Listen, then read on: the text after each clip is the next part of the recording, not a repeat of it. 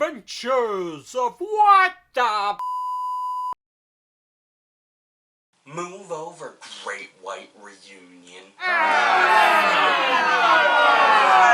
That was too far, but this is the worst concert ever.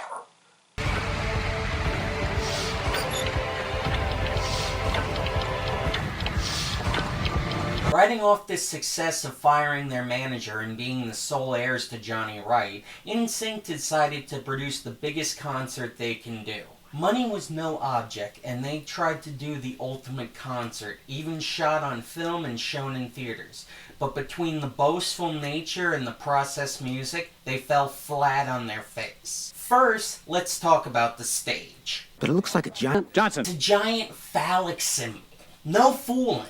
It's two big balls, a shaft, and a head that's about 10 stories high. How is anyone sitting behind it supposed to see them? Imagine paying all this money for a ticket and seeing the back of the wall for an hour. It'd be one thing if the construction were solid, but no, it's hollow as freak on the inside. Also, is it me, or does it look like someone smeared the camera lens with bacon fat? The overall concert is so bright and the arena is so dark, it makes the filming look that much more dull and faded. Kinda ruins the experience in a cinema. I hated the Celebrity album as a kid, and I hate it even more now that I'm an adult. So let's start this pus pocket they call a concert. Now, a lot of films that want to be taken seriously start with a quote. This starts with definitions.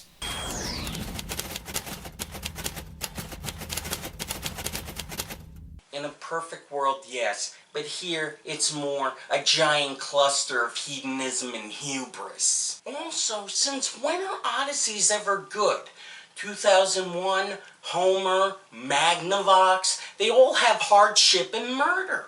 NSYNC vanish into thin air, 5 people come out in robes, a pyramidal structure is created, and the monks take their place. We count down from 10, and then... they vanished.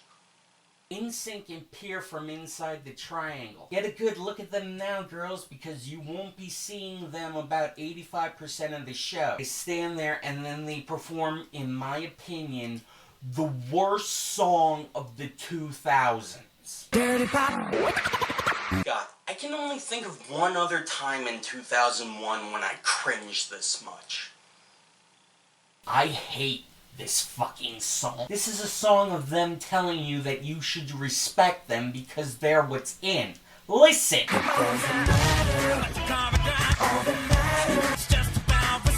See? I think this post on TV Trope's NARM page puts it best, saying it's, quote, a song of them trying too hard to pass themselves off as cool. Well said!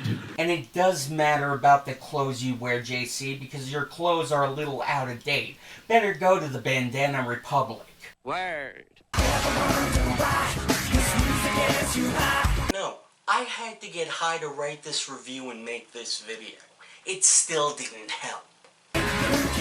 No, I can stop anytime, but I'm biting the bullet for the internet.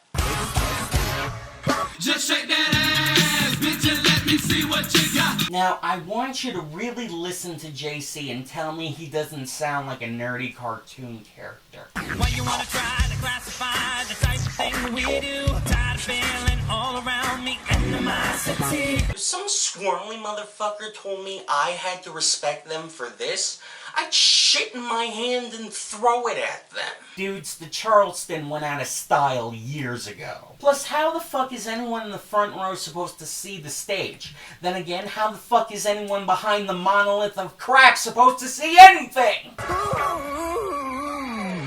I'm tired of singing. Well, you weren't the better singers, I'll give you that. Pyrotechnics go off and they do the 3rd chorus, the 4th chorus, the 5th. Please, Jeebus, stop! Some balloons pop blood on the screen, and next is... It's tearing up my heart when I'm with you. Oh God, they ruined this one. I don't understand. Things are getting out of hand. Yes, they ruin this and every past song they do. Speaking of which...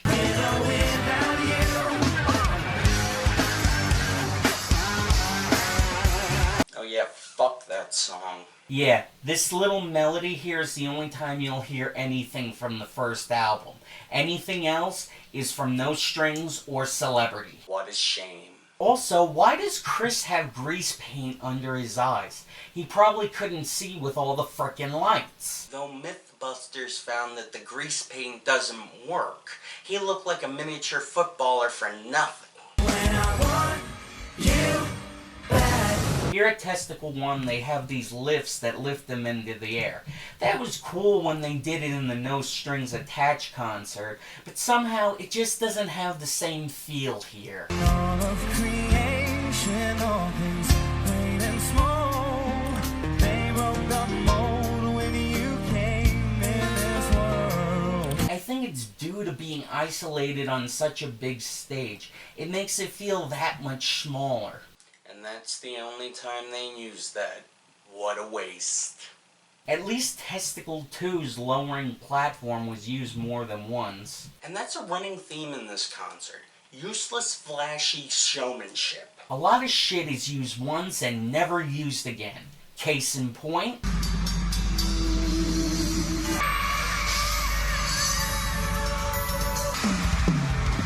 How you guys feeling out there? Pissed because I can't see anything with the monolith of diarrhea in the way. And just when you thought it couldn't get any worse... When we started thinking we were friends, but that's not how this fairy tale is gonna end. They ride this contraption down to the stage, dance, and then ride it back up. Completely pointless. Oh, and look, Brokeback Mountain is on. Speaking of pointless... Here it comes, millennium. Was there no rock bottom on what they could do? Imagine if one of the lines broke and one of them fell and went splat. Here's one of the 15% any of these people will see. I am not gonna stop bringing that up. Oh, and they just run back across the stage to have these things waiting for them. This isn't even cool when you do it drunk, much less sober. Want to impress me? Ride a real bull. This would actually be less homoerotic if they all started humping each other. Alright, let me hear y'all say yeehaw! Stop it, Chris, you're not cool. And now they decide to slow things down. They say slow down. They may come to a screeching halt.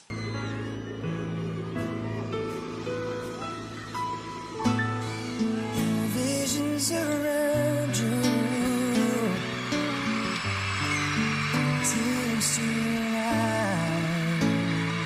Oh, lordy. This just goes absolutely nowhere. Glycerine moves at a faster pace. Both the song and the compound. Remember in the No Strings Attached tour how magical that performance was? Where they got on that tiny platform and rode it to the back of the arena to be with everyone there?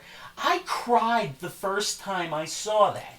Here, on the other hand... I loved you forever. Lifetimes before. It just drags on. This is slower than molasses running uphill in December. Come on, go big or go home.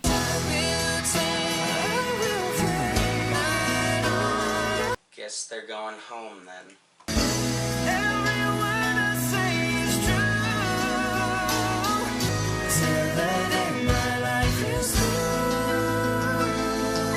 And if you thought that went nowhere. There's a thousand words that I could say to make you come home. Gone. Another song that goes absolutely fucking nowhere. This got any livelier, a funeral would break out. This moves at the pace of a rock. You could make a sandwich in the time it took for this song. With the fact that it's only Justin on the leads, makes it even more skippable. All in favor of skipping? Aye! All opposed? Nee. Motion passes. How old is that kid in the Power Wheel? She shouldn't be there. and Chris assaults Justin. Don't worry, Justin cup checks him. What'd you do that for? Because I needed to cheer up a little bit. Fair point. That was wrist-slittingly depressing. Let's have some fun.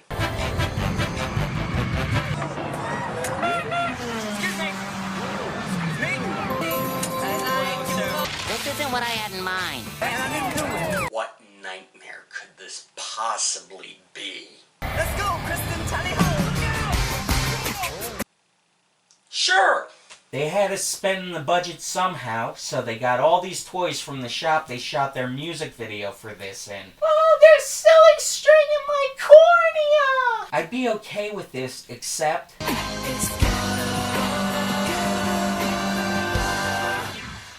Get your freak on! 1, 2, 3 to the 4!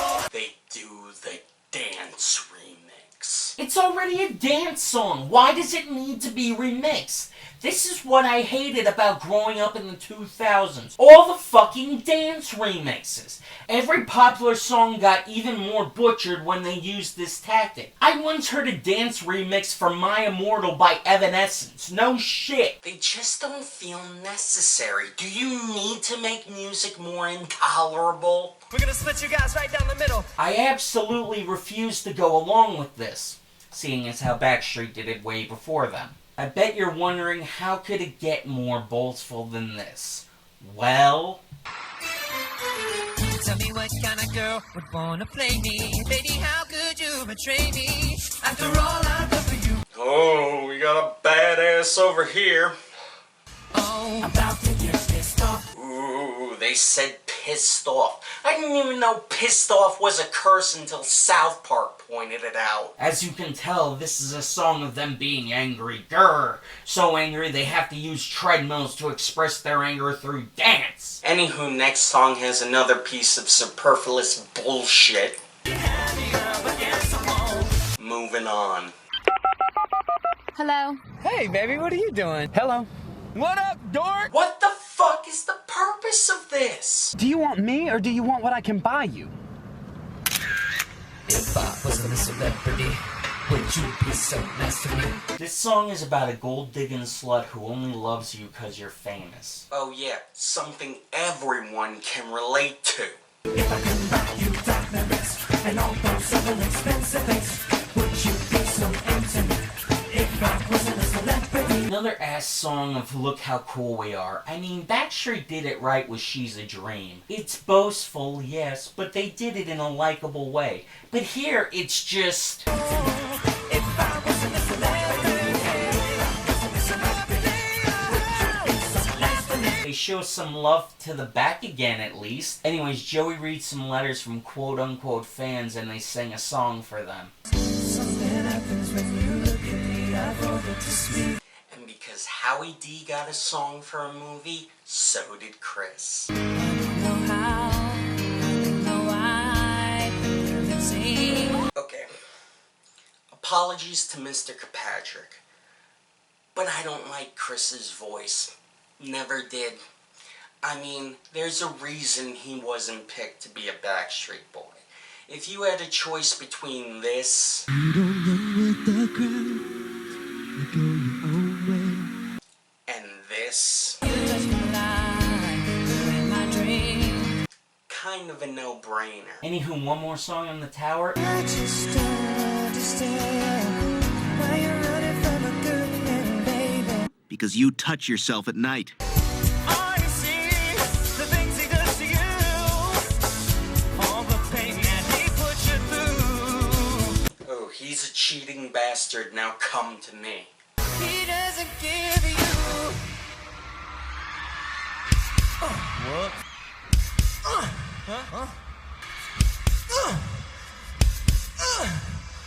You lost your He's touch. lost his touch. Wow, you know what? You used to have it the last time. That After Effect must have looked really cool at the concert. Thank you so much, New Orleans. Thank you guys for coming out. We love you. We thank you. But right now, we're out.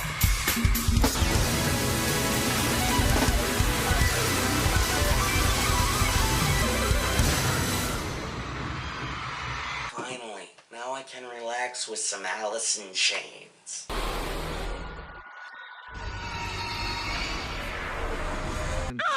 Who the hell are you?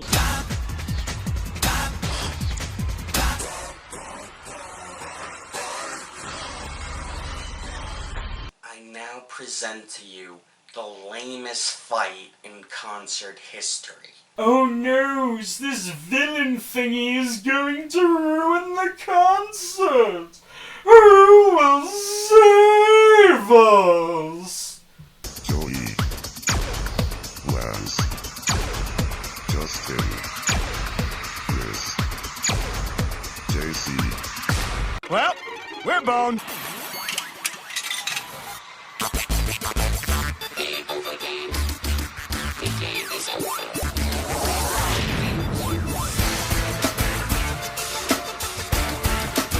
Joey and JC are acting a little too touchy-feely for my taste, but this is only for the first verse. Then NSYNC comes out to help in the fight. NSYNC being superheroes is like Sonny Bono being a skier. I mean, for fuck's sakes, the Burger King Backstreet Boy heroes were more epic than this. And I mean the toys themselves! Anyways, the villain is defeated, let's end this cookie.